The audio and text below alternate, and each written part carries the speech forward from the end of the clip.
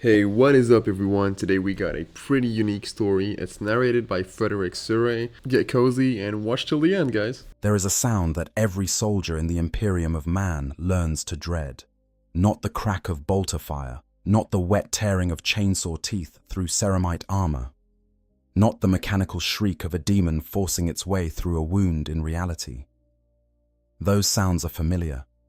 Those sounds mean there is still a battle being fought, which means there is still something left to fight for. The sound every soldier dreads is the silence that follows. The moment when the vox goes quiet and no orders come through. The moment when the sky stops burning because there are no more ships left to burn. The moment when the prayer you've been saying for 20 years, the one drilled into you before you could walk, stops feeling like a rope you're holding and starts feeling like a knot around your throat. Yeah, that silence is what we're talking about tonight. Welcome and settle in, because what we're exploring is the question that sits at the very bottom of every piece of Warhammer 40,000 lore ever written. The question that the setting circles around like water around a drain, getting closer and closer with every passing edition, every new codex, every devastating campaign supplement. The question that nobody inside the fiction is allowed to ask out loud, because asking it out loud would probably count as heresy, and heresy ends with a bolt round to the back of the skull. What actually happens when humanity finally loses? And more importantly, has it already started? I want you to really sit with that for a second. Because this isn't a hypothetical I'm going to dismiss with reassurances. This isn't a plot armor of a major faction means they'll always survive conversation. This is a genuine, serious, law-grounded examination of the structural conditions under which the Imperium of man and human civilization as a concept could end. And when you look at what's actually happening in the lore right now, what the last several years of narrative development have been building toward, the picture is not just dark. It is the kind of darkness that has weight and texture, the kind you can feel pressing against your skin when the room is quiet. Warhammer 40,000 is one of the most successful fictional universes ever created, spanning nearly 4 decades of novels, games, miniatures, films, animations, and an entire cultural ecosystem that has grown beyond anything its creators at Games Workshop could have imagined when they first released the Rogue Trader rulebook in 1987. It has endured because of one central genius. It is a setting where the good guys are already losing, have always been losing, and the most heroic thing any character can do is delay the inevitable by a few centuries. But there's a difference between losing slowly, which the Imperium has been doing for 10,000 years, with all the grim dignity that phrase implies, and the specific moment of finally, catastrophically, irreversibly losing.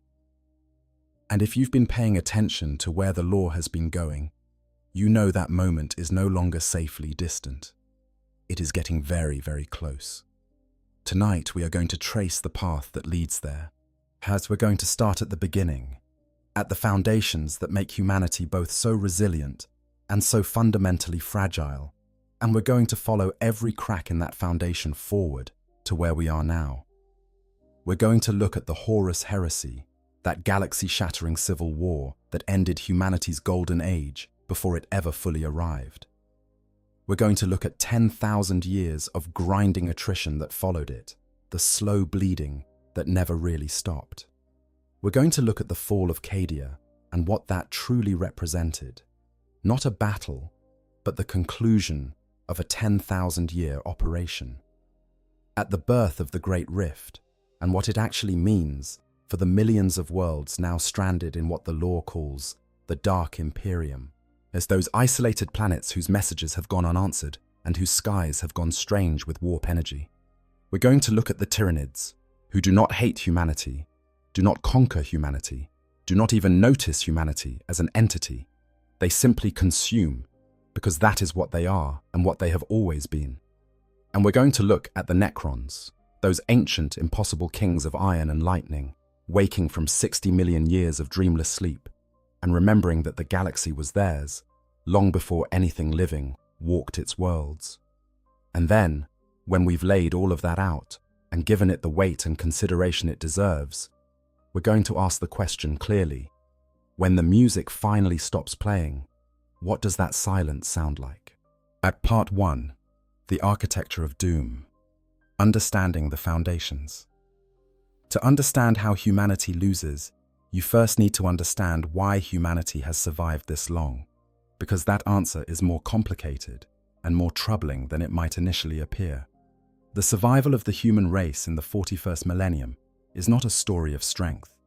It is a story of momentum, the kind of momentum a civilization builds over 10,000 years of constant war, where the sheer inertia of the machine keeps it moving even as critical components wear out one by one. The Imperium of man spans roughly 1 million worlds. 1 million human-populated planets scattered across a galaxy of approximately 300 billion stars, held together by a combination of military force, religious terror, and bureaucratic inertia so massive it has achieved a kind of geological stability, and one single psychic beacon burning from a half-dead god sitting in a chair on old Earth. When you say it that way, the wonder isn't that the Imperium might eventually fall. The wonder is that it has lasted as long as it has. Think about what that number actually means. 1 million worlds. If you spent 1 minute learning about each world in the Imperium, just 1 minute per planet, which is an absurdly brief engagement with any inhabited world, it would take you nearly 2 years of continuous reading, never stopping to sleep. And most of those worlds are not quiet, stable places of peaceful imperial governance, but they are hive worlds where billions of people live in conditions that would be considered nightmarish by every standard of human civilization that has ever existed on our own Earth. They are death worlds whose ecosystems were apparently designed by something that hates biology. They are forge worlds that have been burning coal and promethium and human ambition for 10,000 years and show every sign of it.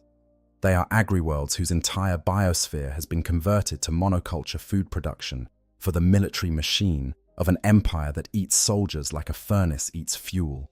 The Imperium manages this through a system that would be recognized by anyone who has studied how vast, failing empires are actually administered in the late stages of their decline. You reduce everything to a tithe.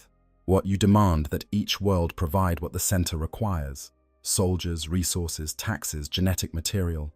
And in exchange, you provide 2 things: protection from external threats and a shared narrative that makes the whole arrangement feel meaningful.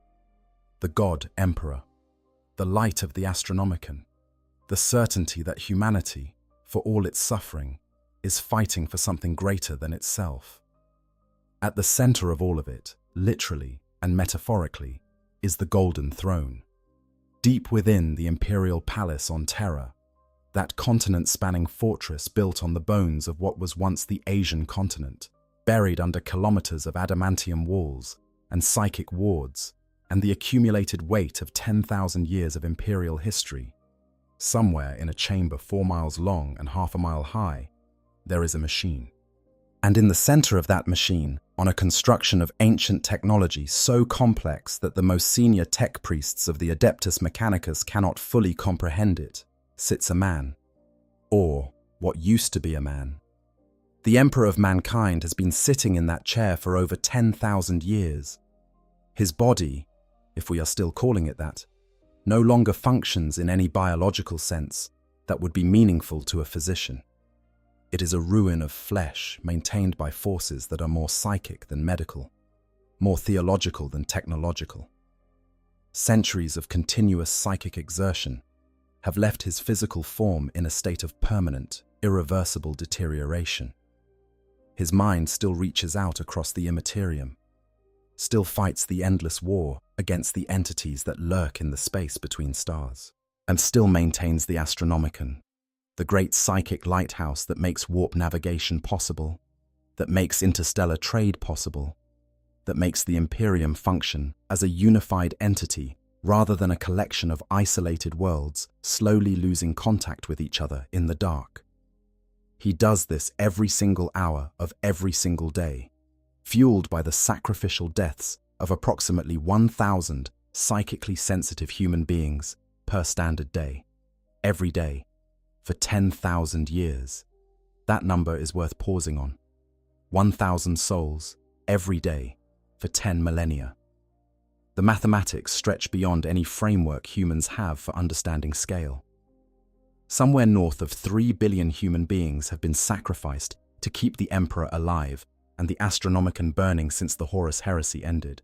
3 billion people who had other things they wanted to do with their lives. The Imperium does not record their names individually. They are logistical units in a calculation too important to allow sentiment to complicate. And it still isn't enough. Because by the early decades of the 41st millennium, what the Imperium calls the time of ending, a phrase its own scholars use only in sealed documents and private confessions, the Adeptus Mechanicus has quietly, terrifyingly, discovered that the Golden Throne is failing. Not metaphorically, not in a "it's under some additional strain" sense. The mechanisms that keep the Emperor alive have developed faults that are beyond the repair capabilities of the most brilliant technological minds in human civilization. By the time records reference this in even the most classified contexts, 4 times the original number of psychers were required to maintain optimal power levels. 4 times. And climbing. The knowledge to fix the Golden Throne simply no longer exists. It was lost in the cascade of forgetting that followed the Horus heresy, swallowed by the same catastrophe that turned the Imperium of man from a civilization of rational inquiry and ambitious exploration into a death cult surrounding a rotting corpse on a machine that was never meant to run this long.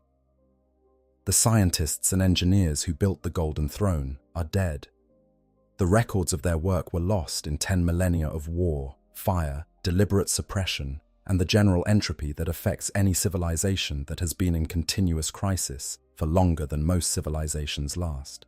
The Adeptus Mechanicus has their rituals and their prayers and their centuries of practical experience maintaining the machine. But practical experience and ritual observance cannot fix something when the design has been lost.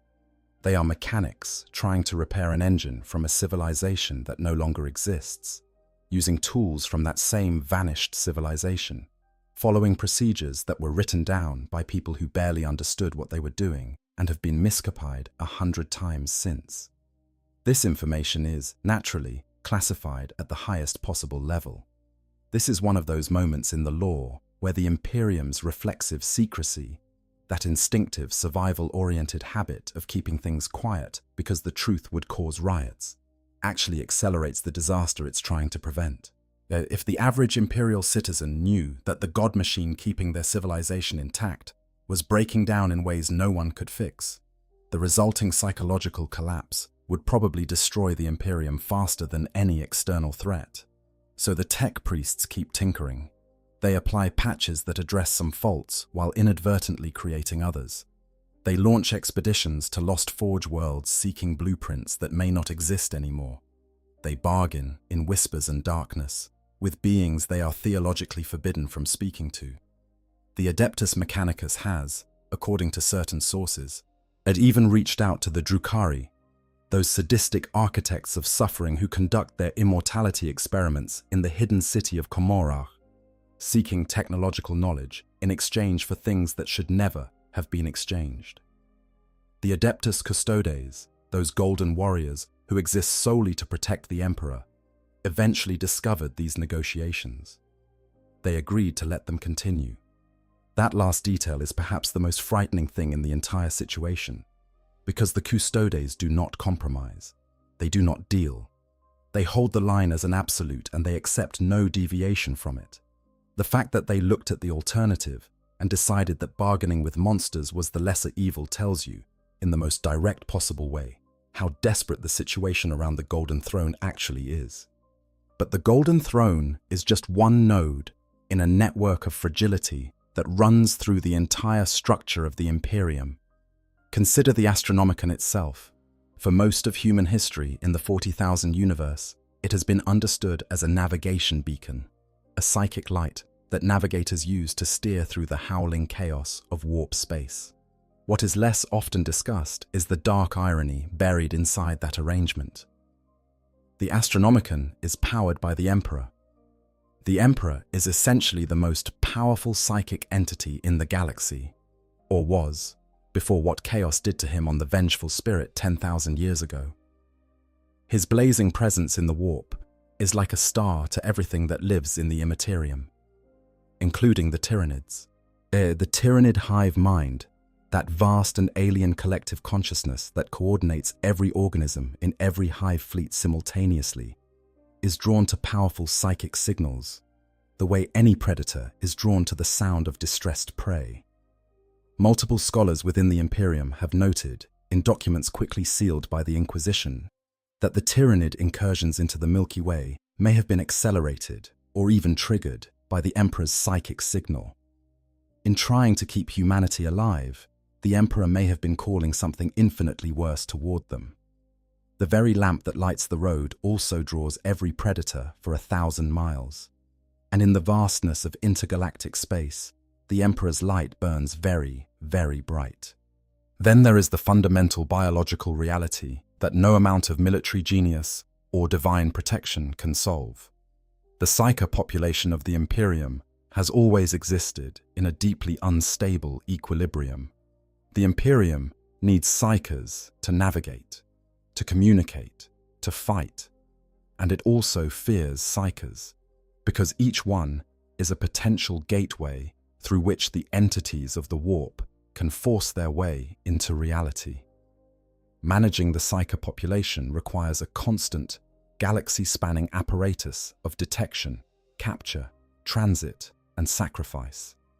The black ships that haul psychically sensitive humans from every inhabited world to Terra, the massive sacrificial infrastructure that feeds the Astronomicon, the careful training programs that produce the navigators and astropaths and sanctioned psykers who make the Imperium function.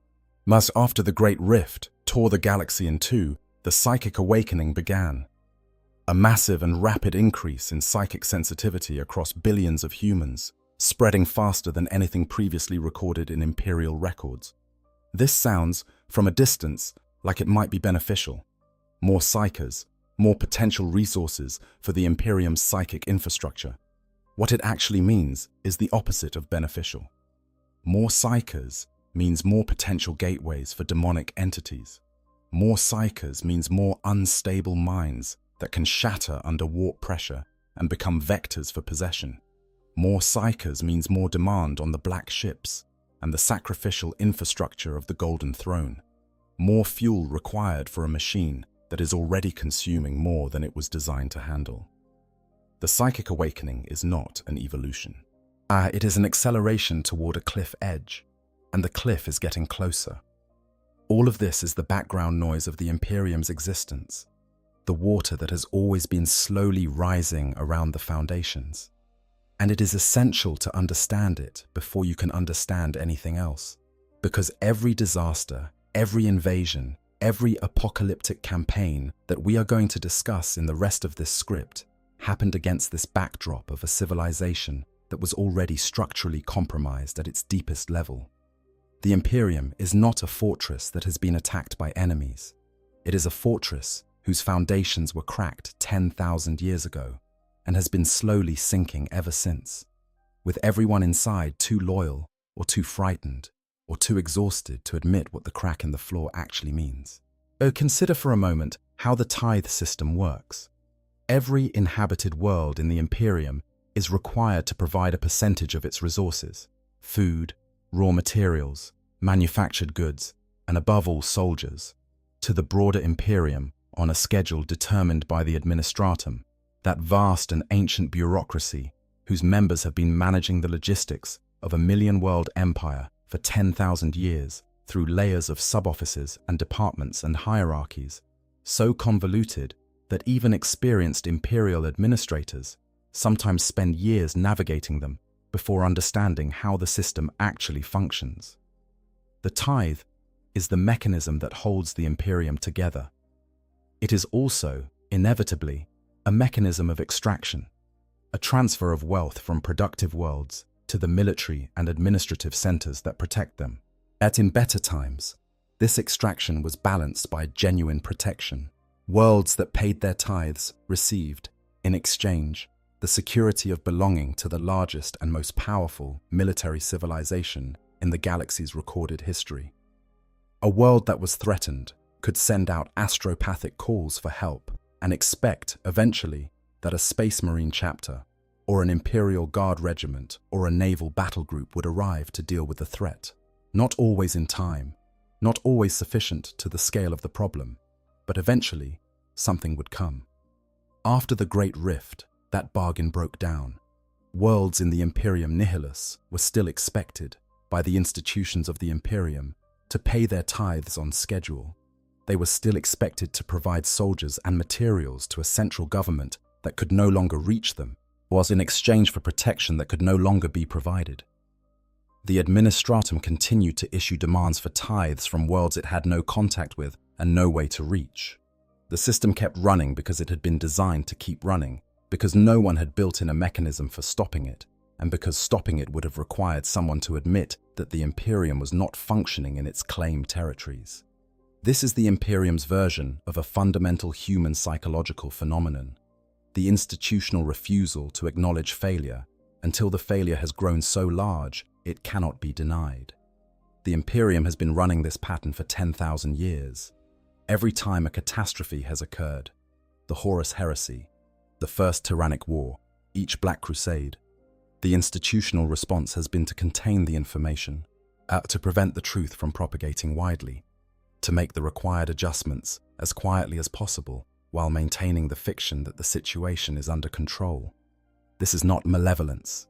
It is the survival behavior of a bureaucracy that has learned, correctly, that widespread panic tends to be more immediately destructive than the underlying crisis that would cause it. The problem is that it also prevents the solutions that would require people to understand the scale of the problem.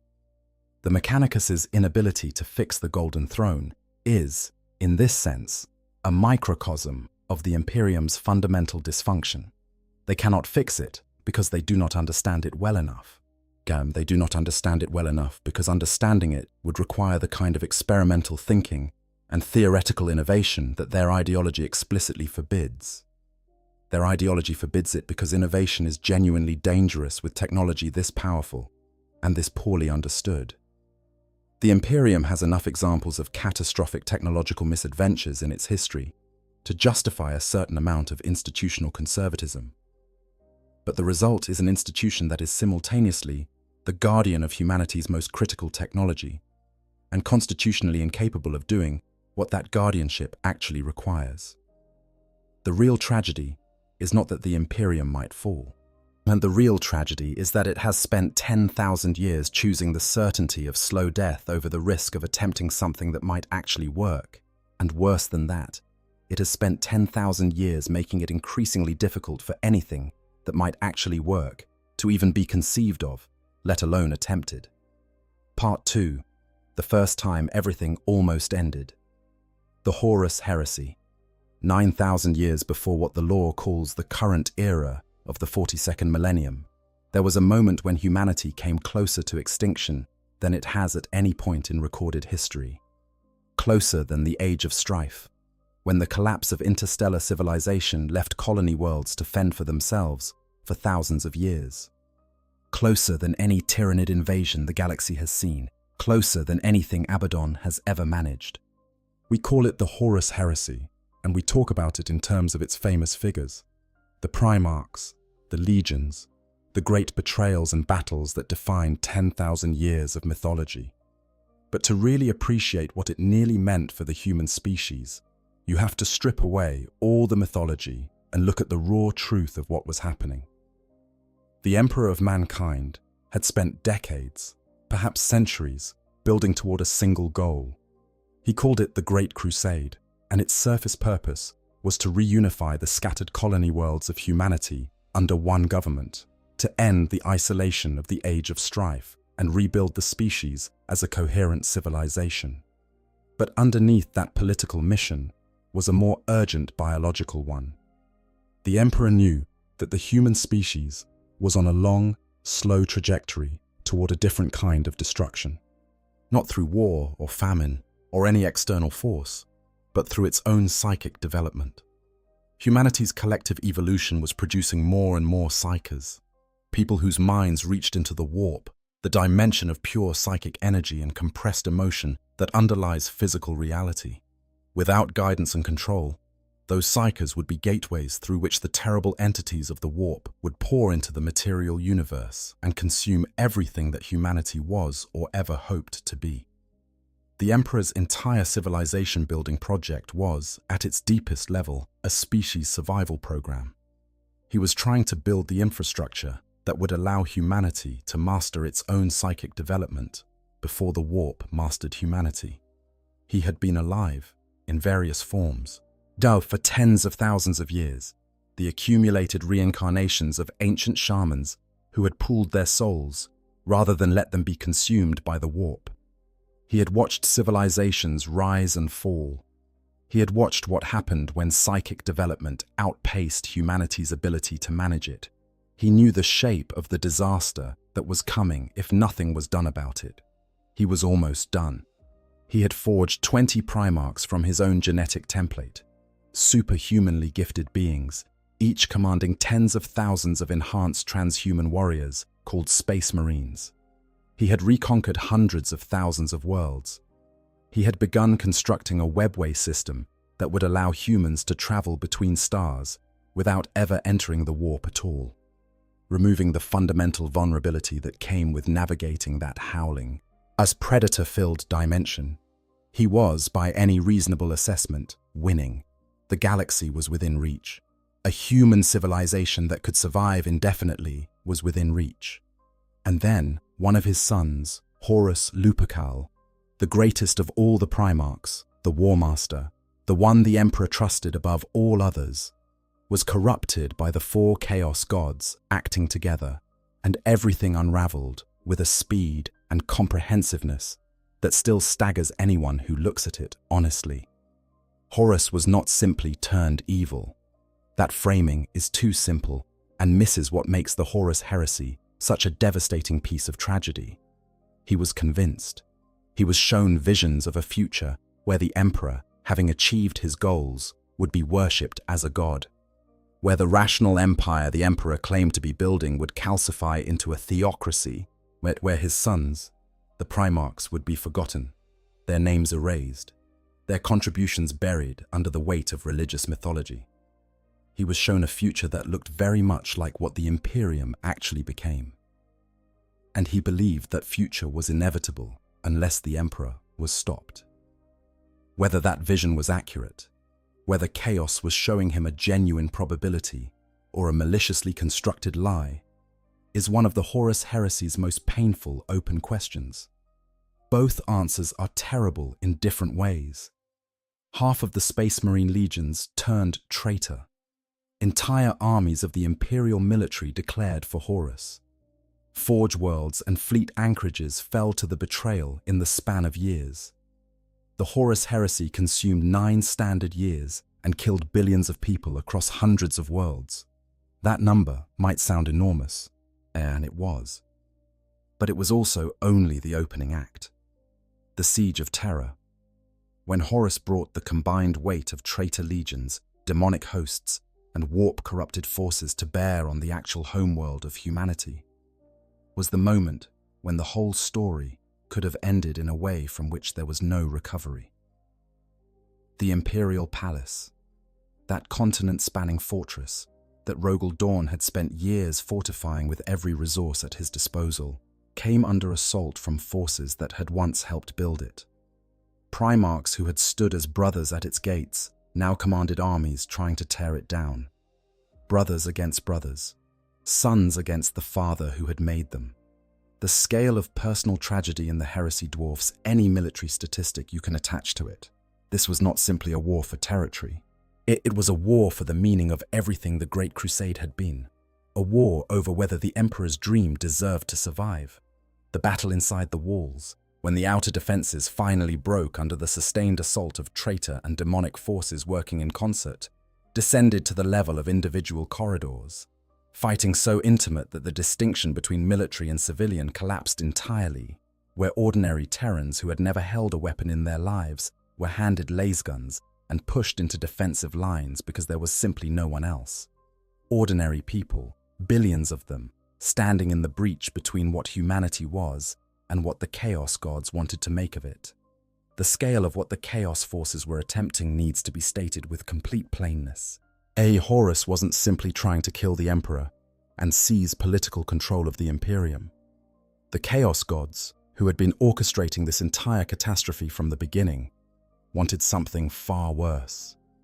They wanted to use the moment of the Emperor's defeat to open the warp so completely that reality itself would begin to dissolve. The Eye of Terror. That massive permanent wound in the fabric of space that had existed since the fall of the Aeldari would have expanded to cover the entire galaxy. Not metaphorically, literally. There would have been no physical universe left to fight over. Just the endless, howling madness of pure chaos, and the screaming remnants of every soul that had ever lived, consumed and repurposed as food and fuel for entities that had existed since before the stars formed. That is what was almost stopped during the Siege of Terror. Not an invasion, an apocalypse. It was stopped, barely, in the most costly way imaginable. The Emperor himself went aboard Horus's flagship, the Vengeful Spirit, for a final confrontation. What he found there was something he could barely comprehend. A being that had once been his beloved son, now swollen with the direct power of all four Chaos Gods. A creature that existed at the intersection of mortality and godhood, and that had chosen, at the moment of fullest power, the greatest corruption. Horus killed the Primarch Sanguinius on the deck of that ship, the golden angel of the Blood Angels, who had stood in his path and who had seen his own death coming and chosen it anyway, because that is what being a Primarch of the Blood Angels meant. Horus then nearly killed the Emperor. Did kill him, in every practical sense. The wounds the Master of Mankind took aboard the Vengeful Spirit shattered his body so completely that no biological recovery was possible. The only reason the Astronomicon still burns today is that someone, accounts vary on exactly who, the credit belongs to more than one person in the chaos of those final moments, acted fast enough to carry the Emperor's dying form to the Golden Throne before his spirit passed entirely into the warp. And in the moment of being placed on the throne, in some act of will that no one fully understands, the Emperor chose to keep fighting from within it rather than release his grip on the material universe. The traitor legions scattered. The immediate apocalypse was averted. But what the Imperium was left with was not victory in any real sense. It was survival. And the shape of that survival, the broken thing that the human civilization became in the aftermath of the heresy, is something every subsequent catastrophe has been eroding further.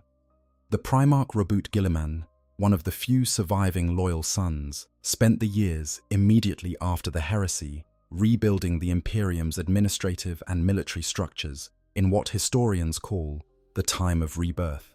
He wrote the Codex Astartes, splitting the enormous Space Marine legions into 100 warrior chapters to prevent any future commander from ever commanding the kind of force that had enabled the heresy. He reorganized the government, the military, the bureaucracy, the structure of command. He essentially rebuilt the entire civilization from scratch, working with tools that were already degraded from the losses of the war. What he couldn't do was fix the foundational thing. He couldn't restore the Emperor to health. He couldn't undo the psychic damage that Magnus the Red had done to the Emperor's Webway project when he blundered through it, trying to warn his father of the heresy, and instead destroyed years of delicate psychic engineering in a moment of catastrophically well-intentioned carelessness. He couldn't arrest the loss of technological knowledge that had been accelerating since before the heresy and would continue accelerating through the millennia that followed. He built the best structure he could under the circumstances, wrapped the broken foundations in good engineering and better intentions, and trusted that the strength of the walls would compensate for what lay beneath them. But there is a profound irony in the shape that the post-heresy Imperium took. The Emperor, before his confinement on the throne, had been building a civilization explicitly devoted to the rejection of religion and superstition. His imperial truth held that the universe was a rational place, that the Chaos Gods were not divine beings worthy of worship, but psychic entities that fed on belief and fear, and that humanity's best hope for survival lay in refusing to feed them with exactly the kind of devotion that made them powerful. He had forbidden the worship of himself specifically because he understood that deifying a living man, even an exceptionally powerful one, created exactly the kind of psychic concentration of belief that chaos could exploit. Within a generation of his confinement on the Golden Throne, he was being worshipped as a god. Not because the people who began worshipping him were stupid or malicious, but because the psychological need for meaning and protection is not actually addressed by being told the universe is a rational place and that the powerful being keeping you alive is simply a very gifted human and not a deity. When that being is the last thing standing between you and the screaming madness of the warp, and when everything about your daily experience confirms that the warp is real and terrible and hungry, the rational thing and the emotionally necessary thing point in very different directions. The ecclesiarchy, the church of the God Emperor, built its cathedrals and wrote its hymns and organized the most powerful religious institution in human history, and it genuinely helped people cope with the reality they lived in. And it also built the exact mechanism for generating the kind of psychic belief energy that chaos gods exist to consume. By the 41st millennium, the Imperium is a religion wearing the skin of a government. The High Lords of Terror have been managing the decline of a civilization that its founding ideology explicitly forbade from developing the coping mechanisms it needed to survive. The Emperor would have hated almost everything the Imperium became, and everything the Imperium became was a direct consequence of trying to survive his absence. For 10,000 years, the walls held, barely, increasingly barely, straining under pressures that Guilliman's original architecture was never designed to accommodate. And during all that time, in the cold dark beyond the Eye of Terror, someone was patiently dismantling them. Show Part 3. Abaddon's Long Game. 10,000 years of strategic patience. Most people, when they think about Abaddon the Despoiler, think about the 12 failed Black Crusades. It has become a kind of fandom touchstone, the Chaos Warmaster who leads these massive assaults on the Imperium and then retreats before achieving anything decisive. The jokes about his armlessness, the running gag about Failbaden, the cheerful dismissal of his military record as a list of near misses. Within the broader community, his pre-13th Black Crusade reputation as a perpetual failure became its own piece of commentary on how the setting handles recurring threats. That framing misses everything that was actually happening. Abaddon the Despoiler was once Ezekiel Abaddon, first captain of the Sons of Horus, the original Warmaster's most trusted officer. One of the greatest warriors alive during the Great Crusade. After Horus's death and the traitor legion's exile into the Eye of Terror, the various Chaos factions spent millennia fighting each other as enthusiastically as they had ever fought the Imperium. The Eye of Terror, far from being a unified enemy stronghold, was a nightmarish pressure cooker of competing warlords, demonic overlords, and philosophical factions that disagreed about almost everything except their hatred of the Emperor.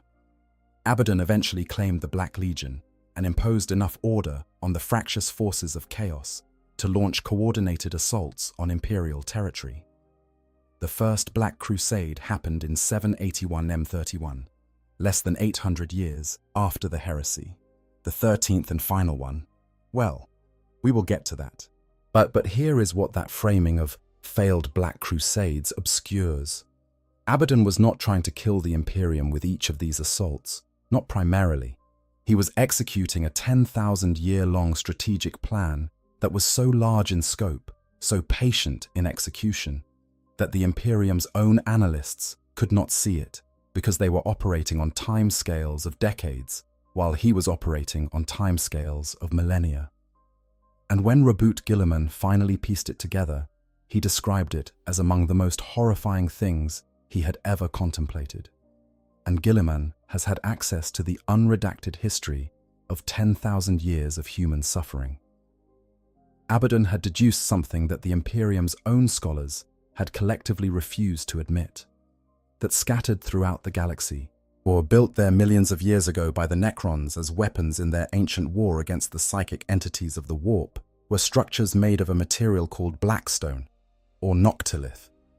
These ancient constructions functioned as a kind of universal suppressor of warp energy. Honestly, this is the part of 40k lore that keeps me up at night in the best way possible. Because when you really sit with it, when you stop treating the Imperium as the good guys and start seeing it as a civilization that's been running on fumes for 10,000 years, the whole thing takes on this tragic weight that no other fictional universe quite matches. It's not that humanity is losing to something stronger, it's that humanity built the very mechanisms that are making it lose. The Golden Throne fails because they forgot how to fix it. The rift opened because they never understood what was holding it shut. This is a story about institutional forgetting, and I find that genuinely terrifying in a way that no amount of demons and Xenos invasions could ever be on their own. But anyways, let's go back to the video. When activated in sufficient numbers, they could close warp rifts, dampen psychic phenomena, and push back the encroachment of the immaterium on real space. The mysterious black pylons that had stood on Cadia since before humanity rediscovered the planet, those monolithic structures whose purpose no one had ever fully understood, were part of this ancient network. Each of Abaddon's Black Crusades, those supposedly failed campaigns that the Imperium celebrated as proof of its resilience, had a real objective that had nothing to do with military victory. He was hunting Blackstone, destroying it, capturing it, removing it from the galaxy's equation piece by piece, world by world, crusade by crusade. For 10,000 years, while the Imperium celebrated its victories against his assaults, Abaddon was quietly, patiently dismantling the very mechanism that kept the galaxy's warp energy in check. He was pulling bricks out of a dam one by one, while the Imperium defended the top of the dam and congratulated itself on how well the floods were being held back. The Blackstone fortresses, 6 moon-sized stations of ancient and terrifying power that his forces captured during the 13th Black Crusade, were themselves constructed from this same material and could function as weapons of extraordinary destructive power, capable of destroying entire worlds from orbit. But even those colossal prizes were secondary to the real goal, the Cadian pylons, the last major functional network of Necron Blackstone structures still operational in the galaxy, which were actively suppressing the eye of Terra's expansion and keeping the boundary between warp and real space from collapsing across an enormous swath of the segmentum obscurus. 12 Black Crusades, some of them lasting decades of continuous warfare across multiple star systems, hundreds of billions of casualties on both sides, entire star systems razed or corrupted beyond any hope of recovery. And behind all of it, unnoticed, the quiet and systematic disassembly of the one mechanism standing between the galaxy and a level of warp incursion that would make every previous disaster look like a minor disturbance. Yeah, this is the context in which you have to understand the fall of Cadia. It wasn't a battle that humanity lost. It was the conclusion of a 10,000-year operation that humanity had never properly identified as an operation at all. The Imperium thought it was defending a fortress. What it was actually doing was guarding the last lock on a door that something enormous had been methodically picking for 100 centuries. Part 4. The Day the Gates Broke. The Fall of Cadia. The 13th Black Crusade. The year 999 of the 41st Millennium. By every measure the Imperium uses to track the state of its civilization, this was already the darkest period in 10,000 years of history. Astropaths across the galaxy were screaming, their sleep destroyed by visions of a wound opening in the sky. Her ships were getting lost in the warp at rates that hadn't been seen since the Age of Strife. Traitor forces were rising across dozens of fronts simultaneously, not coordinated in any way the Imperium could trace with certainty, but creating a constant drumbeat of crisis that kept its military stretched across 1,000 simultaneous commitments, unable to concentrate on any single threat. On the feral world of Amistel, the plague marines of the Death Guard walked through fields of unquiet corpses, their plague spreading in ways that defied quarantine and burned through entire populations. In the Fenris system, the Thousand Sons and their demon Primarch Magnus the Red had attacked the Space Wolves' home, warping reality in ways that left permanent scars on the world and the chapter. On a dozen other fronts, Chaos forces were probing, testing, occupying attention, and in the Eye of Terror, a fleet was assembling that made every previous Black Crusade look like a border raid. Cadia. You need to understand what Cadia actually was before you can understand what losing it actually meant. The planet sat at the narrowest point of what was called the Cadian Gate, the only reasonably stable corridor of passage between Imperial space and the Eye of Terror, a stretch of navigable warp space, where the screaming madness of the Eye calmed just enough to allow transit. For 10,000 years, Cadia had stood at this choke point, as a fortress world of almost mythological fortitude. Its people were born into military service, but the Cadian shock troops were the standard against which all other Imperial Guard regiments were measured, soldiers who learned weapons handling before they could properly walk, children raised in the purple-eyed shadow of those ancient black pylons that studded their world's landscape. Every Cadian child knew the stories. Every Cadian child understood, in a way that children from more sheltered worlds never would, that the Eye of Terror was real and close and constantly looking back at them. The landscape of Cadia was riddled with those Necron pylons, and for as long as anyone in the Imperium could remember, they had been quietly doing their ancient work, suppressing the Eye of Terror's growth, dampening warp activity in the surrounding system, but making Cadia marginally less horrific than its position immediately next to a massive permanent warp rift would otherwise guarantee. The Imperium didn't fully understand what the pylons were. They just knew the world had held for 10,000 years, and the holding of Cadia was the holding of everything. When the 13th Black Crusade began, the sheer scale of Abaddon's assembled forces staggered even the most senior Imperial commanders. Systems that had stood for a century against Black Crusades were overrun in days. The Cadian Gate began to buckle under pressure from multiple directions simultaneously, with traitor guard regiments emerging from previously undetected positions underground, and fresh demonic incursions erupting from warp rifts that opened without warning across the surrounding systems. And at the heart of the defense was Ursarkar Creed, Lord Castellan of Cadia, a genius of defensive warfare whose tactical mind had made him a legend even by the extraordinary standards of the Imperial Guard. He had plans within plans, reserves behind reserves, salvation caches buried under Cadia's surface, capable of producing fresh armored formations from apparent nothing when every visible resource appeared exhausted. Against any normal enemy facing any normal assault, Creed would have held indefinitely. Abaddon was not fighting a normal battle. The Blackstone Fortress Will of Eternity moved to fire on Cadia directly from orbit. This weapon, an ancient Necron construction of moon-sized scale that the Chaos forces had spent Black Crusades harvesting piece by piece, had the ability to destroy planets, not simply bombard them from orbit, and not simply scorch their surfaces, but physically unmake the geological stability of a world until it cracked from within. Against this, the planetary shields of Cadia could do nothing. Belisarius Cawl, the genius Archmagos Dominus of the Adeptus Mechanicus, who had spent 10,000 years developing technologies that no other living human understood, preparing for exactly this kind of crisis, managed to restore Cadia's shields through a desperate engineering intervention. But restoration was only temporary protection, and the assault was only the first move.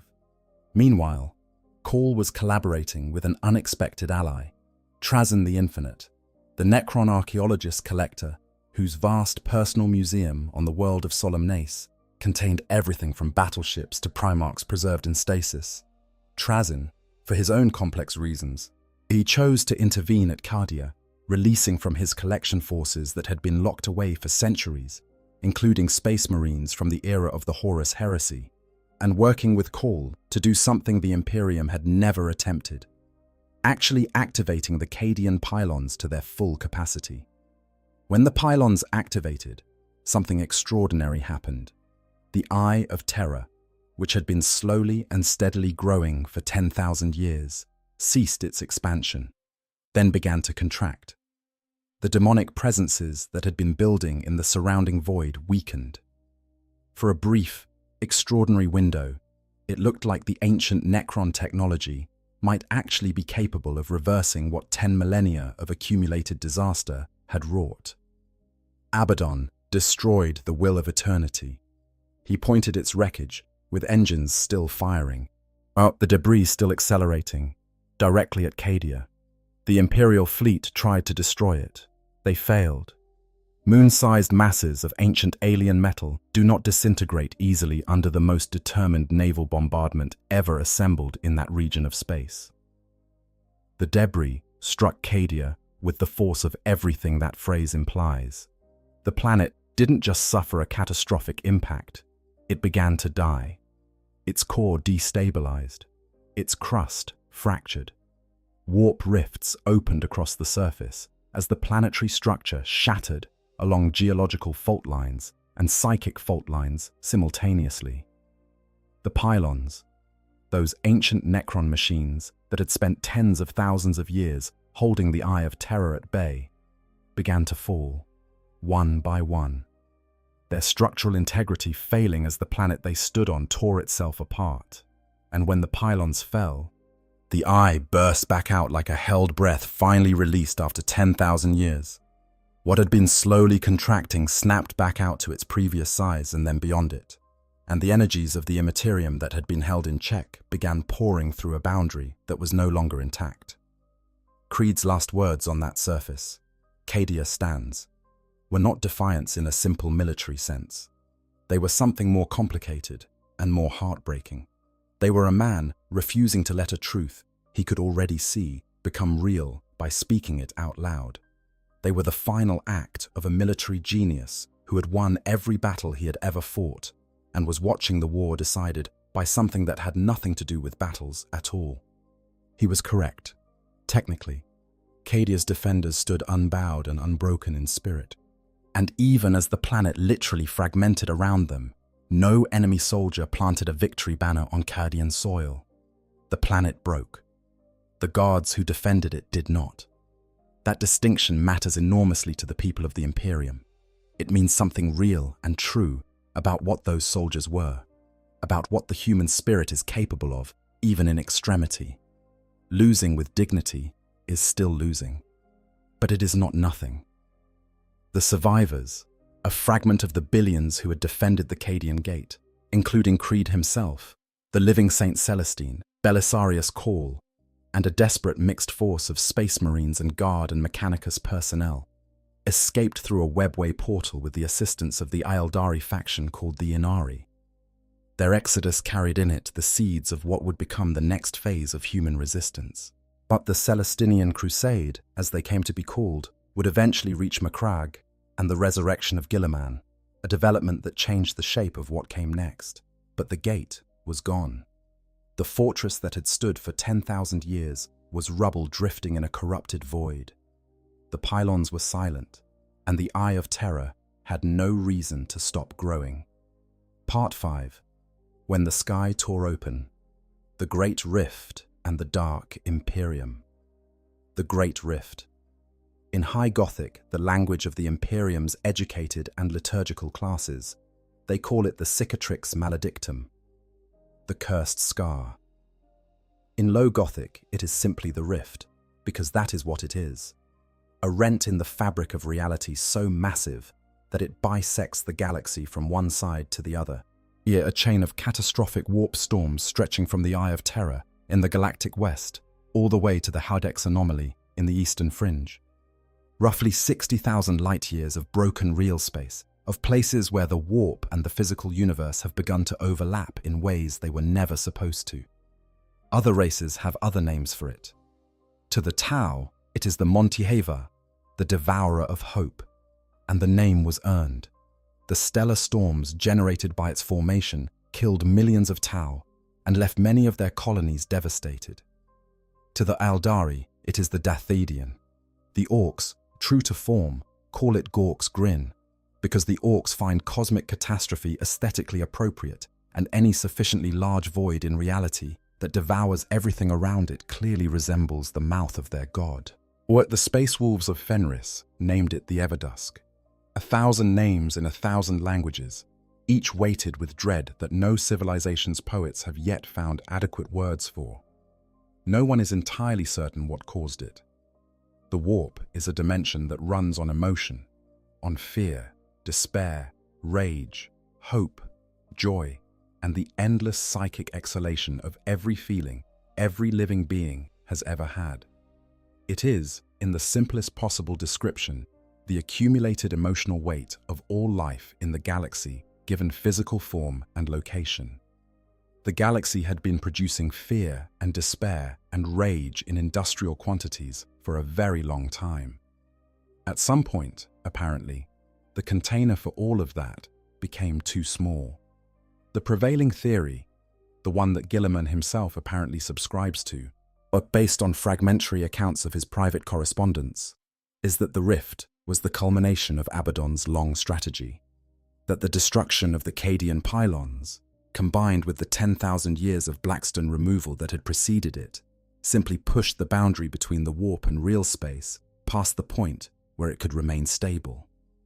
Other contributing factors are seriously debated: the massive psychic upheaval of Magnus the Red's assault on Fenris, the awakening of Aeneid through the Inari's activities, the vast bloodshed of the Damocles Gulf Wars between the Imperium and the Tau, the reaction of the ruinous powers to Gilliman's own resurrection. All of these may have contributed, or one, or none. The warp does not follow causal logic in ways that human scholars find satisfying. What is not debated is what happened when the rift opened. The materium, the name the Imperium uses for physical space, and the immaterium began overlapping across a scar that stretched the width of the galaxy. Warp storms of a scale never previously recorded erupted across the entire length of the rift and well beyond it. The laws of physics began to fray at the edges of the phenomenon. Temporal inconsistencies that had previously been mostly localized to the Eye of Terror, and similar warp anomalies spread across enormous regions of space. Some worlds found themselves experiencing decades in the span of a single standard year. Others seemed to freeze, with solar years passing in the subjective experience of a few days. Still others suffered constant temporal shifts, their clocks and calendars becoming useless instruments because time itself was no longer behaving consistently. The implications of temporal instability for a civilization built on coordinated logistics, scheduled tithes, regular communication, and the assumption that messages sent will arrive within predictable timeframes are almost impossible to overstate. How do you administer a world that has aged 100 years while you were looking away? How do you reinforce a garrison that has been fighting alone for generations by the time your ships arrive? How do you plan a military campaign when the time-space between its component forces has become unpredictable at a fundamental level? The light of the Astronomicon, the Emperor's psychic beacon, was obscured behind the rift for any navigator standing on the far side of it. If faster-than-light travel in those regions became nearly impossible, astropathic communication, the psychic messaging system that allows the Imperium to function as a single entity rather than a collection of isolated planets, failed across vast swaths of territory. The Imperium of Man was cut in two. The half that still received the Astronomicon's light became known as the Imperium Sanctus. It contained Terra, the Solar System, Ultramar, and the majority of the Segmentum Tempestus and Segmentum Pacificus. It was still in profound danger. The chaos forces pouring from the newly expanded rift were assaulting its worlds constantly. But at least its navigators could navigate. At least its astropaths could whisper to each other across the void. At least, in principle, it could still be governed. The other half, the enormous northern and eastern sections of the Imperium, encompassing most of the Segmentum Obscurus and the Segmentum Ultima, became the Imperium Nihilus, the Dark Imperium, and the name was not chosen for dramatic effect. It was chosen because it was accurate. On the far side of the Great Rift, in those billions of cubic light-years of now isolated space, the darkness was not metaphorical. What the lore calls the Noctis Eterna, the Night Eternal, fell across the Imperium Nihilus in the immediate aftermath of the rift's formation. The Astronomican's light could not penetrate the warp storms. Warp travel in the region became so dangerous as to be essentially impossible for any navigator not willing to risk complete and permanent loss in the immaterium. Astropathic communication degraded to incoherence, to noise, or to static punctuated occasionally by fragments of messages that told of disaster without providing the context to understand what was being described. Worlds that had been in contact with the wider Imperium for 10,000 years went silent. One by one, their signals simply stopped.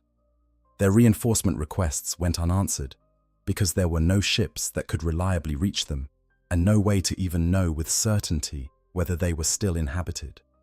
Thousands of planets containing billions of human beings, suddenly alone in a universe where the forces of chaos were flooding through every crack in reality, and the only help available was however many troops happened to be stationed on the ground, and however much ammunition those troops could find in their storehouses. And some of those worlds simply ceased to respond to any signal and were never heard from again. Others, through stubborn improvisation and desperate local leadership, maintained degrees of order that their situations had no right to produce. Still others transformed, not conquerable by physical invasion, but changed by the psychic environment they now lived in, their population's collective terror and isolation making them vulnerable to forms of corruption that do not arrive on warships. The Great Rift did not need to send armies to every world behind it. It only needed to wait and let the darkness do what darkness does when people have been living in it alone for long enough.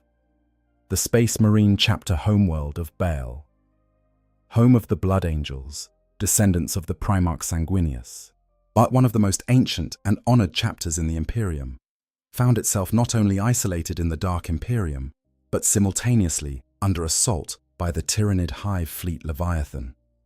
The Blood Angels and all their successor chapters gathered from across the galaxy to defend it.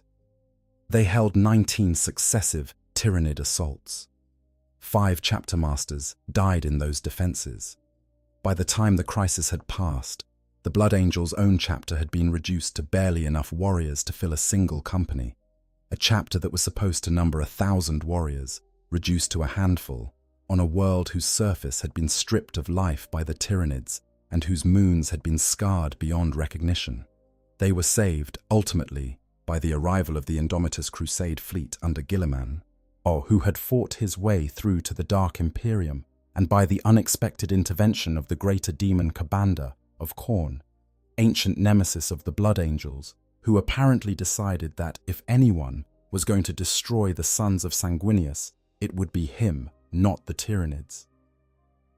Kabanda led the Blood Legions of Khorne against the Tyrannid forces on Baal's moon, slaughtering them and leaving behind a mountain of Tyrannid skulls, arranged in the shape of his 8-pillared sigil. That last part is its own kind of disturbing. The Blood Angels were saved partly because a demon had territorial feelings about which faction got to be responsible for their eventual destruction. When the most favorable outcome in a given situation involves a greater demon of the blood god deciding you're useful as future prey, here you are in a situation that is difficult to describe as hopeful. Part 6. The Hunger Beyond the Stars. The Tyrannid Threat. Long before the first Tyrannid organism was ever formally identified by Imperial scholars, there were missing worlds, trading vessels that failed to return from routine routes, frontier colonies that went silent without warning, astropathic signals that degenerated into static mid-message and never resumed. The Imperium catalogued these disappearances with its characteristic bureaucratic thoroughness, and then failed to identify the pattern until it was too late to matter, partly because the distances involved were vast, and partly because the Imperium is not, as an institution, good at processing information that would require it to fundamentally revise its assumptions. The Tyrannids are not an invading army. They are not a civilization conducting a war. They are not even predators in any sense that an imperial strategist can productively engage with, because a predator has territory, has appetite, has limits. The Tyranids have none of these things. They are a process, a biomechanical process of consumption and adaptation on a scale that simply does not have a human scale analogy. They are, in the most literal sense, what happens when something optimized purely for survival and reproduction operates at the scale of galaxies. Each hive fleet is guided by the hive mind, a collective psychic consciousness that spans the entire fleet simultaneously, that coordinates every organism in every battle at every scale with a precision that no general staff of human or alien origin has ever matched. And every organism in a hive fleet is a cell in a single vast body. The Swarm Lord, the most powerful individual Tyranid organism, repeatedly destroyed and repeatedly reborn, is not a commander in any meaningful sense. It is the hive mind temporarily expressing itself through a single physical form when the tactical situation requires that expression. When it dies, its genetic memory and tactical experience is preserved in the hive mind and seeded into the next iteration of the same form. This matters because it means the Tyranids cannot be deterred by killing their leaders. There are no leaders to kill. It means they cannot be convinced to stop through diplomacy or demonstrated futility. The hive mind does not experience futility. It experiences data, adapts to it, and continues. And every Imperial soldier killed by a Tyranid organism teaches the hive mind something about how to kill Imperial soldiers more efficiently. Every weapon that proves effective against them becomes, within days or weeks, a weapon they have begun developing countermeasures against. The plasma cannons that devastated Hive Fleet Behemoth's organisms. Hive Fleet Kraken arrived with chitin that handled thermal energy better. The sonic weapons deployed against synapse creatures. Leviathan arrived with nervous systems designed to filter those frequencies. There is no permanent solution. There is only the next adaptation cycle. Hive Fleet Behemoth was the first major incursion the Imperium formally identified in 745 M41. It consumed the worlds of Tyran and Thandros before descending on the realm of Ultramar with a force that stretched across multiple star systems simultaneously. The Ultramarines stopped it at the Battle of Macragge, but only barely, and only at the cost of their entire first company to the last warrior. Every veteran, every experienced soldier, every bearer of knowledge and skill that could not be replaced, died at Macragge, holding back the tide.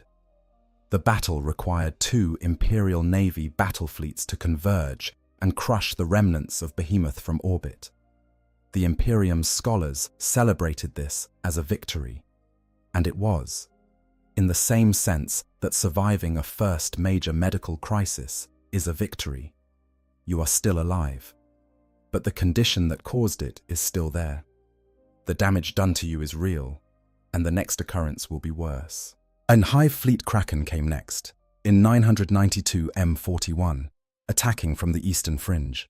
It split its advance into dozens of simultaneous tendrils, specifically to overwhelm Imperial command and control responses that were designed to deal with concentrated threats. It was during the defense against Kraken that the craft world Iyanden, one of the largest surviving Aeldari habitats in the galaxy, home to billions of the most ancient and sophisticated beings in the known universe, was devastated so completely that it barely survived and has never fully recovered.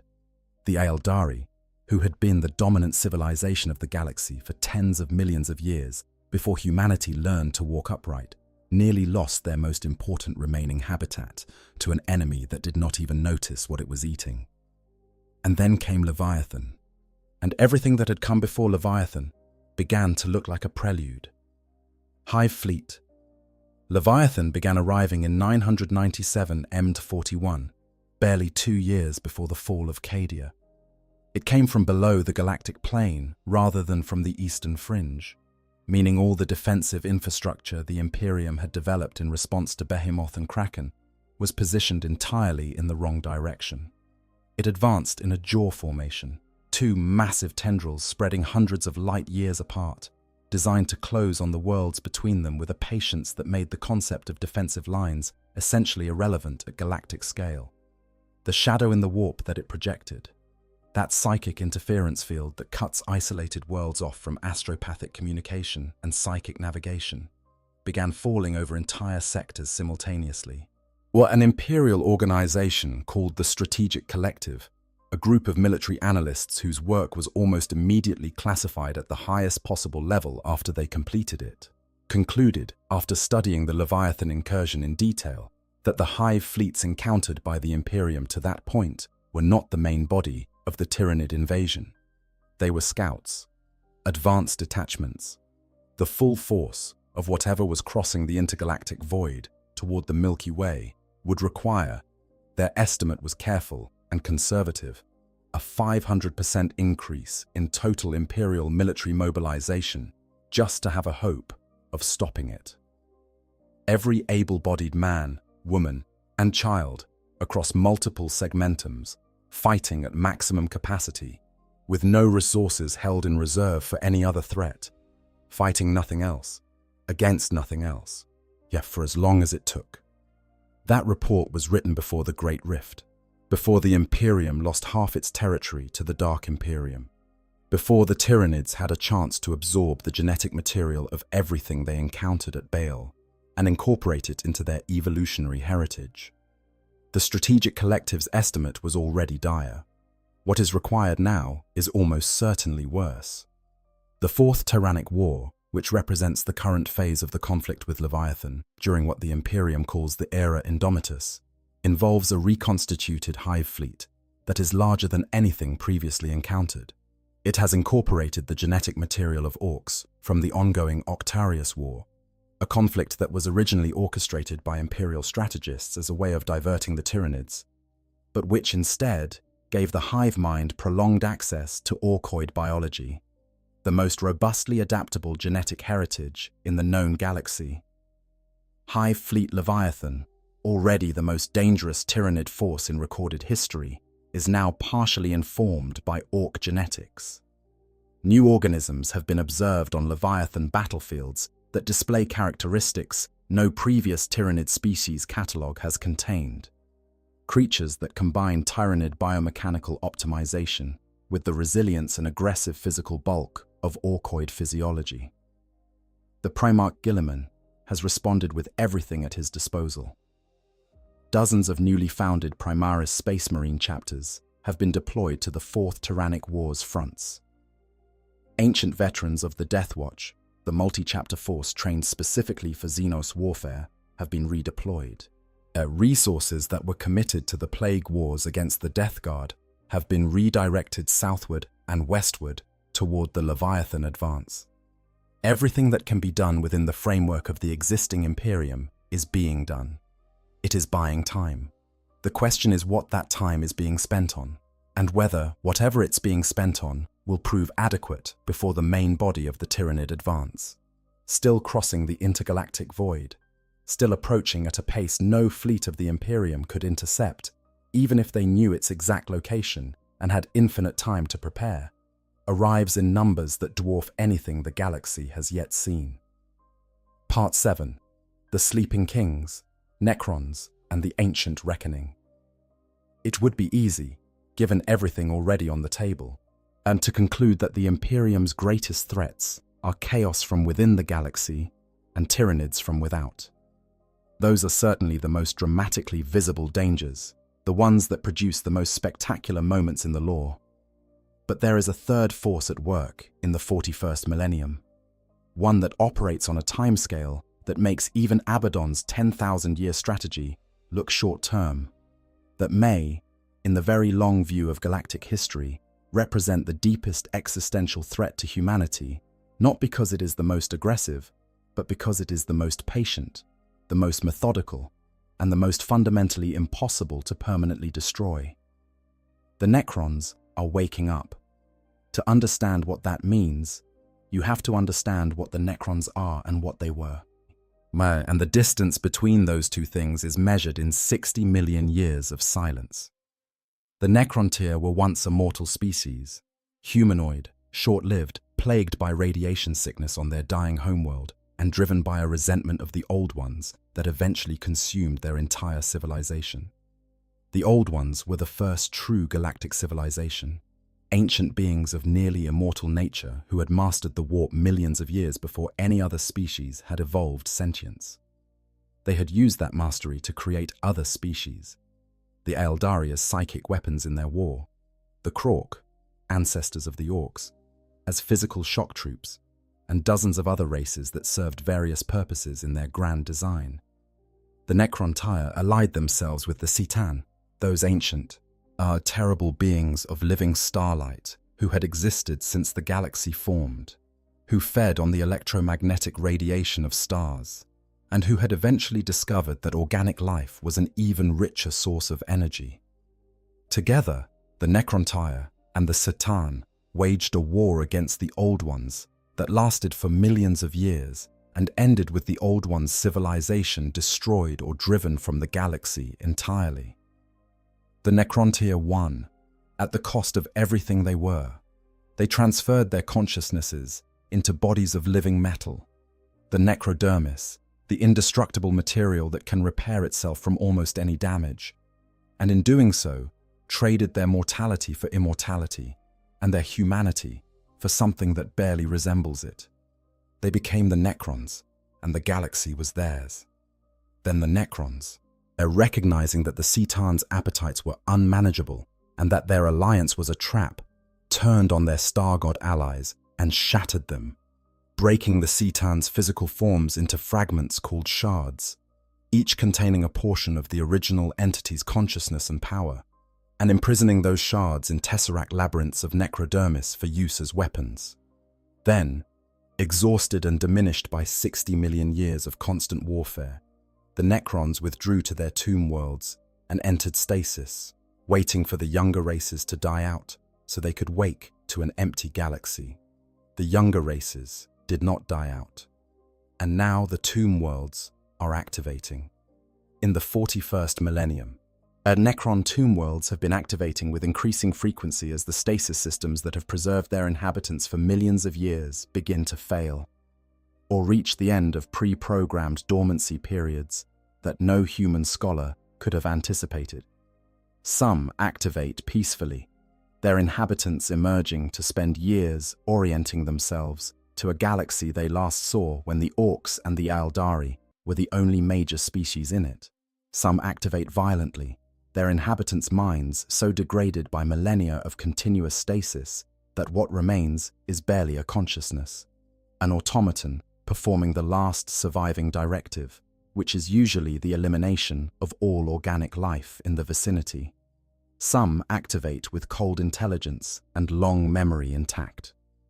The great dynasties of the old Necron Empire, the Sautek dynasty, are led by the brilliant and ruthless Pharaon Imhotep the Stormlord, the Nihilak dynasty with its territorial acquisitiveness, the Mefrit dynasty with its weapons capable of setting stars ablaze, and dozens of others, are increasingly awake, increasingly organized, and increasingly acting with the kind of long-term strategic clarity that comes from beings who measure political cycles in geological epochs. Imhotep began his conquest of the Sautek dynasty's crown world of Mandragora in 781 EMS 41, and has spent nearly 2.5 centuries extending Sautek control across an expanding sphere of space, systematically eliminating every other species in territory he considers rightfully Sautek. The Silent King, Sharek, the last of the 3 Triarch rulers who had once commanded all Necron civilization before the withdrawal into stasis, returned to the galaxy in 744 M41 after a solitary exile that had taken him to the intergalactic void and back. What he found there changed his objectives in ways that had enormous implications for every other species. He encountered the Tyranids, not the splinter fleets that had reached the Milky Way, the main body, the actual scale of the force that was crossing the intergalactic darkness toward the galaxy's edge. He understood immediately that if the Tyranids consumed all organic life in the Milky Way, the Necrons' goal of apotheosis, that ancient dream of transferring their consciousnesses back into organic bodies and reclaiming the biological mortality that had been stolen from them, would be impossible. You cannot transfer a consciousness into an organic body when all organic bodies have been consumed. The Tyranids were not just humanity's problem, they were every living species' problem. The Silent King returned to the galaxy not as a conqueror, at least not exclusively as a conqueror, but as a strategist working toward the prevention of the one outcome that would make even Necron immortality meaningless. He has apparently communicated this to Guilliman at some point, those conversations being kept extremely private, for the very good reason that the ecclesiarchy would not handle the revelation that the Imperial Regent was in negotiations with ancient machine gods, who technically predate the concept of divinity itself. None of this makes the Necrons safe or friendly or manageable. At the Pariah Nexus, a massive region of space sealed off by Necron technology, from which no psychic signal can escape, and into which no psyker can extend their senses, is an example of what happens when Necron strategic interests align with mass murder. The worlds within the Pariah Nexus were inhabited. They were human worlds, imperial worlds, with populations that had done nothing to attract the attention of the Necron dynasty that decided to claim that space. Those populations are simply gone now, their absence noted with the bureaucratic detachment of a species that does not experience regret. As more tomb worlds activate and more Necron dynasties extend their reach, the presence of the ancient machine kings in the galaxy will grow to a scale not seen in 60 million years. And the galaxy they are waking into is one where every other faction is already under maximum strain, where the weaknesses that might have allowed someone to push back hard against an awakening empire are already consumed by other crises. The Necrons don't need to conquer humanity on a battlefield. They can outlast everything. They can wait for the chaos invasions and the Tyranid incursions and the slow, mechanical failure of the Golden Throne to do the heavy work. They are the patient inheritors, waiting in their ancient tombs for the current tenants of the galaxy to exhaust themselves. Part 8. The Long Collapse. What humanity losing would actually look like. Let us now do something that most people, even dedicated lore enthusiasts, find genuinely uncomfortable. Let us construct the specific sequence of events by which humanity actually loses. Not in a dramatic single battle that GW publishes as a boxed campaign supplement. Not with a single villain's perfect victory painted across a glossy cover, but the way civilizations actually end, which is gradually, then suddenly, with each step making the next step worse and fewer options remaining at every turn, until the options are all gone and what's left is trying to survive what was probably always going to happen. It begins, almost certainly, with the Golden Throne. The mechanisms have been failing in ways that cannot be repaired with existing knowledge. The Adeptus Mechanicus is working on it with everything available to them. Expeditions launched to Lost Forge worlds, a desperate archaeological digs into the Mechanicus's own archives, seeking records of the original construction, tentative communications with alien intelligences that orthodox doctrine classifies as heresy even to approach.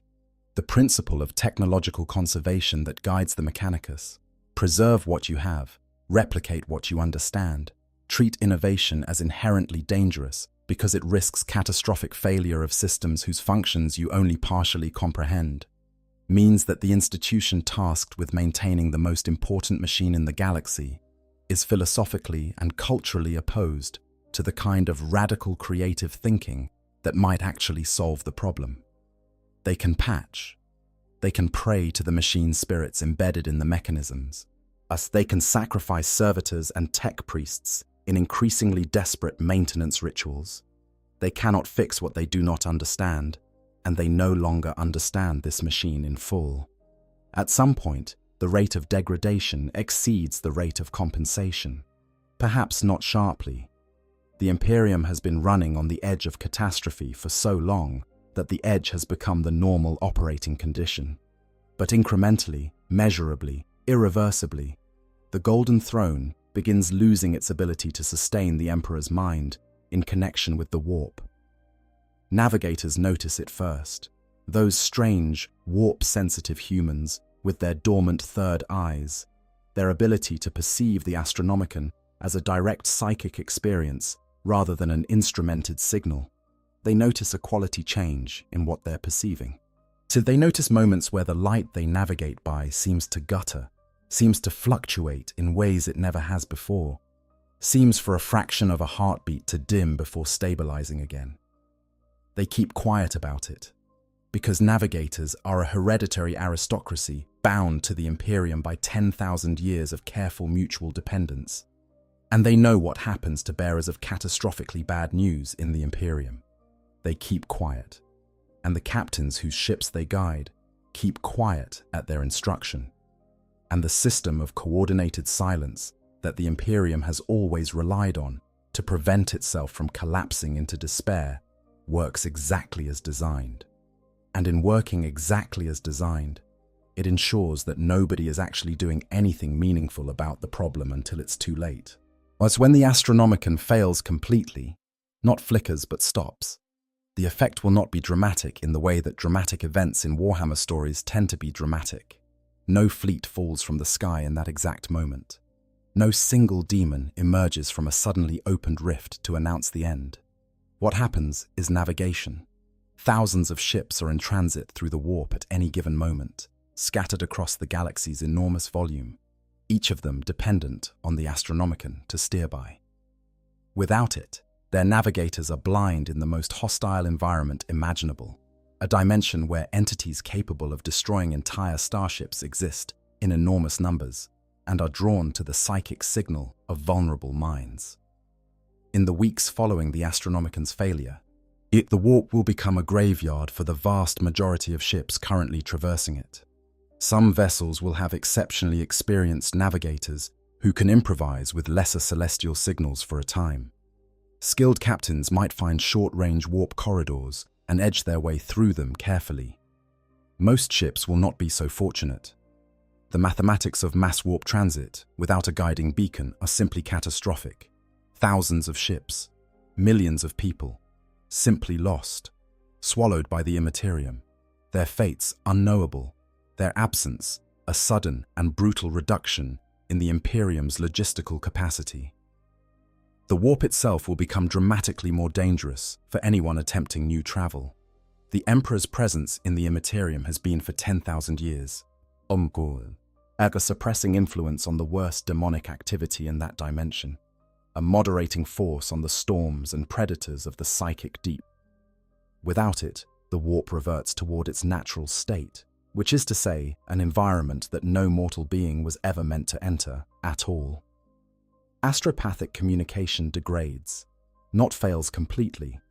Astropaths use their own gifts as much as the Emperor's infrastructure, but degrades enough to matter enormously. Messages that currently take months will take years. Some will not arrive at all. The administrative nervous system of the Imperium, already stretched near to breaking by the logistics of governing 1,000,000 worlds across a galaxy-spanning rift, will begin to find critical signals answered only by static. And then, while all of this is happening, there is the gate. Deep in the Imperial Palace, behind the Golden Throne, there is a hole in reality. Magnus the Red tore that hole 10,000 years ago, trying to warn the Emperor of the heresy, and instead destroying years of carefully built psychic engineering in a moment of well-intentioned catastrophic carelessness. The Emperor could not close it, even at full strength. He could only maintain psychic wards strong enough to prevent the entities pressing against it from the other side from forcing their way through. That has been part of what he has been doing on the Golden Throne for 10,000 years. Not just maintaining the Astronomicon, but holding shut a door that opens into something that must never be let out. When the Emperor's consciousness finally fails, that door opens. As the Imperial Palace, the fortress that has stood since before humanity reached for the stars, the seat of humanity's government and religion and soul, becomes the epicenter of the most concentrated demonic incursion in recorded history. The Adeptus Custodes, finest warriors in the Imperium, without exception, will fight with everything they are. It will not be enough.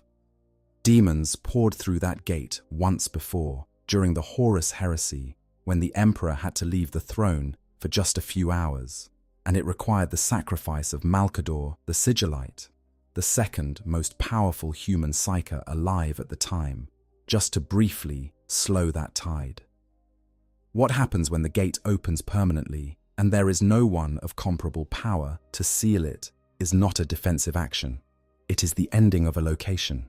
On there is also the Talisman of 7 Hammers to consider. The Primarch Vulcan installed a dead man's switch deep within the foundations of the Imperial Palace during the final days of the Horus Heresy. Should the Golden Throne fail and the Emperor die, this device will detonate in a fashion that will destroy the Imperial Palace and Terra itself, and likely a significant portion of the solar system. The principle is straightforward. If Terra falls, the talisman ensures that no enemy can use Terra as a staging ground. The cradle of humanity becomes a funeral pyre. The greatest psychic event in 10,000 years erupts from the site of the Emperor's death, rippling through the warp in ways that could reshape the Imperium for centuries, possibly forever. What follows in the wider galaxy is not sudden conquest. It is fragmentation. The Imperium that was already split by the Great Rift fractures further, not cleanly, not into 2 defined camps, but into 1,000 pieces, each making its own local accommodation with the new reality. Some worlds continue under existing leadership, operating on institutional inertia, following procedures that no longer connect to any functioning central authority, because no one has told them yet that the central authority is gone. Some are conquered by chaos warbands, moving through regions that are suddenly undefended. Some attempt alliances with local Xenos species out of a pragmatic recognition that survival is more important than doctrinal purity. The Tau, certain craft-world Aeldari, the occasional Necron Lord willing to offer stability in exchange for submission. The Inquisition. Normally, the mechanism for correcting exactly these kinds of deviations finds itself everywhere simultaneously and effective nowhere in particular. The Space Marine chapters will endure longer than almost anything else. They are perhaps the most durable institutional structure humanity has ever created, because they are self-sufficient in ways the rest of the Imperium is not. Each chapter maintains its own fleet, its own forge capability, its own gene seed repository, its own recruitment pipeline, its own culture and traditions and chain of command that does not require external validation to function. The Ultramarines in Ultramar, the Dark Angels at the Rock, the Space Wolves in the Fenris system. These are entities that can outlast the fall of central government by centuries, are fighting as islands of order in a sea of increasing chaos long after Terra is gone. But they number only 1,000 warriors each. 1,000 warriors cannot hold 100 worlds. Without the Imperium's administrative infrastructure to route them, supply them, and define the scale of their commitments, they fight the most effective local defensive actions they can manage and watch the territory around them shrink.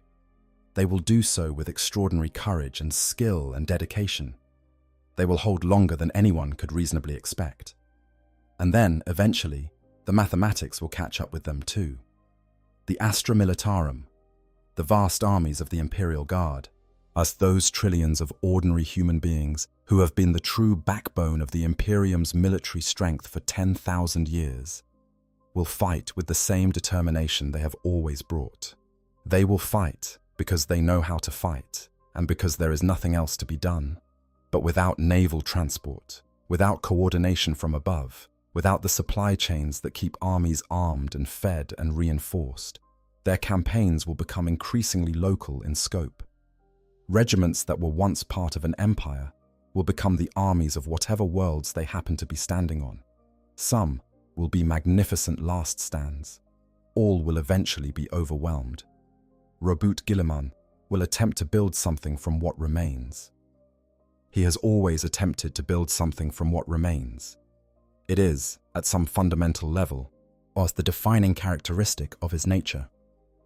The concept of Imperium Secundus, the idea of an alternative center of imperial power if Terra falls, is something he has never abandoned since first formulating it during the Horus Heresy. Ultramar, his personal realm, is the best administered, most stable, and most defensible region of the galaxy. If anyone can hold a fragment of human civilization together through the transition from Imperium to whatever comes after, it is Guilliman.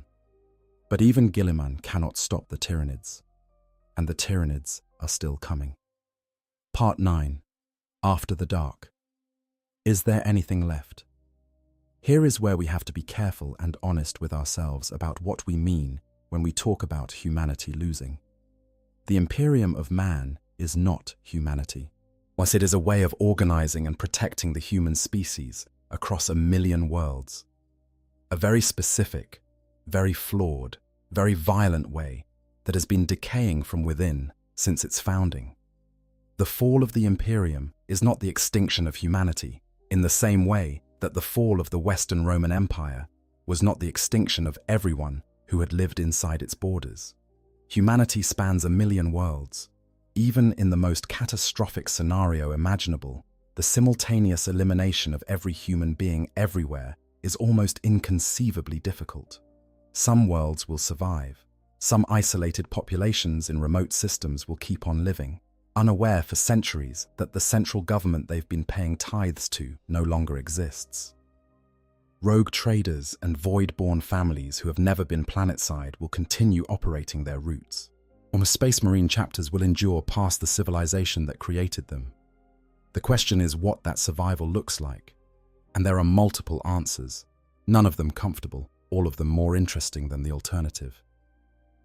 There is the Star Child theory, one of the most theologically radical concepts in imperial thought, suppressed by the Inquisition as dangerous heresy, but debated in sealed chambers by scholars who cannot quite bring themselves to abandon it. The theory holds that the Emperor, being effectively the collective reincarnation of thousands of ancient human psyker shamans who have been pooling their souls and reincarnating into ever more powerful forms across tens of thousands of years, is not simply going to die when his physical form finally fails. That when the Golden Throne stops sustaining him, and his soul, already vast beyond any mortal's capacity to comprehend, will undergo a transformation rather than a destruction. That he will be reborn, not in the same form, but as something new and more powerful. A psychic entity of sufficient magnitude to actually contest the Chaos Gods in their own dimension, rather than just maintaining holding actions as he has been doing for 10,000 years while entombed in a chair. If this happens, it changes everything. Not immediately. The physical consequences of the Golden Throne's failure would still play out. The immediate catastrophe would still occur. Terror would still fall.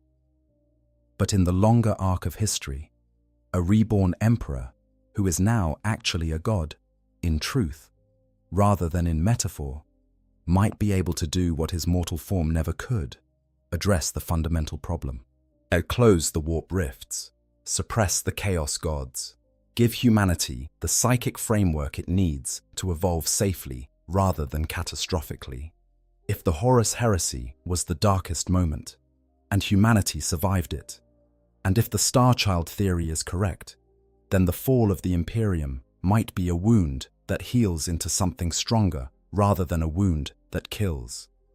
The Inari faction of the Aeldari are attempting something structurally parallel with their god Inaid, a deity of death and rebirth being built from the accumulated souls of the dying Aeldari race, intended, when sufficiently powerful, to destroy Slaanesh and liberate Aeldari souls from their 40,000-year nightmare.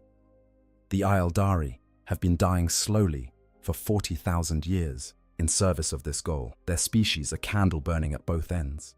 Now, whether it will work is an open question, but the fact that both the most ancient surviving civilization in the galaxy and the humans who have thought most carefully about their own situation are converging on the same general framework: sacrifice the mortal form to achieve a transcendent rebirth, is either a genuine insight into the nature of the universe or a shared delusion born of desperation.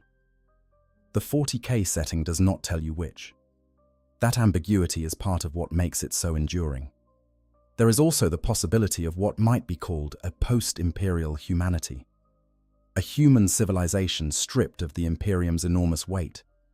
Smaller, more fragile, less capable of projecting military force across star systems, but also potentially more adaptive, less calcified, less capable of the kinds of innovation and external alliances that the Imperium's xenophobia and technological conservatism have always prevented. The Imperium's survival has always depended on the assumption that humanity could survive only within the structure of the Imperium itself. But that assumption is self-serving. Civilizations do not need to maintain their current form to survive. Sometimes they need to shed their current form to survive. A humanity that has to survive on its merits rather than on the infrastructure of 10,000 years of institutionalized war might be more dangerous and more fragile, but it might also be more honest. An existence in which survival depends on actually solving problems rather than on maintaining the fiction that the problems have already been solved. The Tau, who have no connection to the warp and who have built their civilization on genuine cooperation and rational planning rather than religious terror and institutional inertia, demonstrate that non-imperial human populations and human allied populations can survive and even expand under certain conditions. They are young, small, and limited compared to the major powers of the galaxy. But they are growing, they are learning, and they have not spent the last 10,000 years making themselves constitutionally incapable of change. There is also the question of what happens to the human soul when the Imperium no longer exists to organize its harvest. The Emperor, on the Golden Throne, absorbs 1,000 souls per day to maintain his psychic functions. The black ships haul hundreds of thousands of psychers to Terra per year. If that system stops, those souls go somewhere else. Either they survive into adulthood and live their lives, perhaps becoming the foundation of a more powerful psychic humanity, or they are consumed by chaos in the absence of any organized protection. The outcome depends entirely on what humanity can build from the wreckage. It is not predetermined. Part 10. The shape of the silence. What makes this question, when does humanity finally lose, produce such rich and agonizing answers in the context of Warhammer 40,000 is that the setting was built to embody a specific, uncomfortable truth about human civilization. The structures we build to protect ourselves sometimes become the things that trap us. The Imperium of Man was built to defend humanity from chaos, from alien predation, from the consequences of uncontrolled psychic development. It succeeded well enough to allow humanity to survive for 40,000 years under conditions that should have been impossible. And in succeeding, it became something that humanity could not escape and could not reform and could not survive indefinitely. The medicine became the disease. Every hero in the setting is fighting within a framework that is also, slowly, consuming them. Every soldier dying on a forgotten battlefield is dying in service of a civilization whose survival mechanisms are also its most effective self-destruction mechanisms. The Inquisition destroys knowledge to prevent heresy, and in destroying knowledge, removes the tools that might have solved the problems the heresy was responding to. Yet the Adeptus Mechanicus preserves technology by refusing to understand it, and in refusing to understand it, becomes incapable of repairing it when it breaks. The ecclesiarchy shapes human faith into a weapon for survival, and in weaponizing faith, turns what might have been transcendence into fuel for an endless war. The grimdark is not nihilism. It is not a claim that nothing matters, or that trying is pointless. It is something harder and more honest than nihilism, a claim that things can matter and still go wrong, that people can be brave and good and right and still lose, that the universe does not reward virtue with survival, and that this truth, terrible as it is, does not make virtue meaningless. It makes virtue more meaningful. But because something chosen in the full knowledge that it won't save you is more genuinely chosen than something adopted because it comes with guarantees. The fall of Cardia gave us Creed's last stand and the defiance of billions. The devastation of Baal gave us the Blood Angels fighting 19 consecutive waves of impossible odds and refusing to yield even when yielding would have been completely understandable. The Dark Imperium gave us 10,000 nameless garrison commanders on 10,000 isolated worlds, holding the line with whatever they had in hand, because that is what soldiers do, because that is what humanity does when the choice is clear, even if the outcome isn't. None of that stopped the planet from breaking. None of that prevented the sky from tearing open. The heroism was real. The defeat was also real. And both things were true simultaneously. And that simultaneous truth is the beating heart of everything this setting has ever tried to say about the human experience. The Imperium of Man has already lost, in the deepest sense, the argument about what humanity was supposed to be. The Emperor's dream, a rational civilization of inquiry and unity, connected by the webway, mastering its psychic heritage, building something that deserved to last, died the moment Horus corrupted the first Space Marine. What has been sustained for 10,000 years since is not that dream. It is the survival of the bodies that were supposed to live that dream, at the cost of most of what was supposed to make them worth keeping alive. That is the story Warhammer 40,000 tells. Not the story of a civilization fighting to preserve itself, but the story of a civilization fighting to preserve something that no longer quite exists. Because that thing was too important to stop fighting for, even after it was gone. And maybe, in that long, terrible, magnificent persistence, in that stubborn refusal to stop caring about something beautiful that has already been broken, in that absolute determination to hold the line one more day, and then one more day, and then one more day. Maybe in all of that, there is the seed of something that will outlast the darkness. Cadia stood in the hearts of its defenders after the planet broke. Maybe that's where things worth fighting for actually live. Maybe humanity loses everything else. But something about the act of standing anyway, of choosing the fight even knowing how it ends, or survives the very thing that kills the civilization around it. In the grim darkness of the far future, there is only war.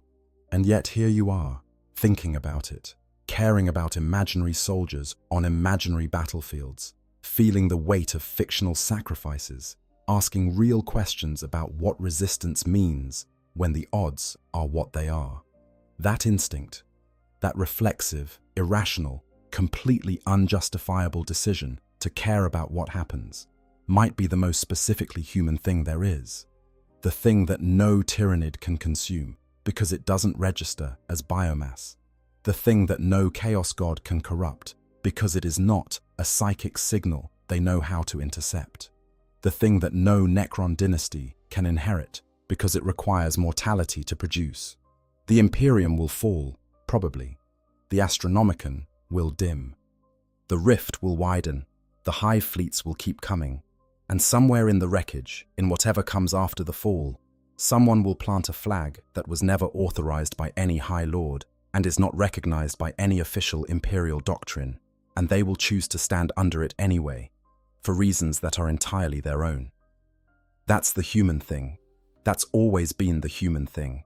And the 40,000 universe, for all its darkness, has never stopped believing in it. If you have been here for this whole journey through the deepest grimdark, I want you to know how much that means. This channel exists because there are people out there who want to sit in the dark with these questions and feel the full weight of them, not to be reassured that everything will be fine, but to understand what these stories are actually doing. What they're saying about courage and loss, and the absurd dignity of choosing to care when caring is hard. If you want more of this, hit the subscribe button. Every like helps other people find this kind of content. Every comment you leave is something I read and genuinely appreciate. And there are so many more corners of the 41st millennium left to explore together. The Imperium stands. For now. Until next time. Stay in the Astronomicon's light, and if it flickers, light your own fire. I hope you guys enjoyed the story. Make sure to hit the subscribe, like, share button, whatever you want. Give me some feedback if there's any. And yeah, sleep well.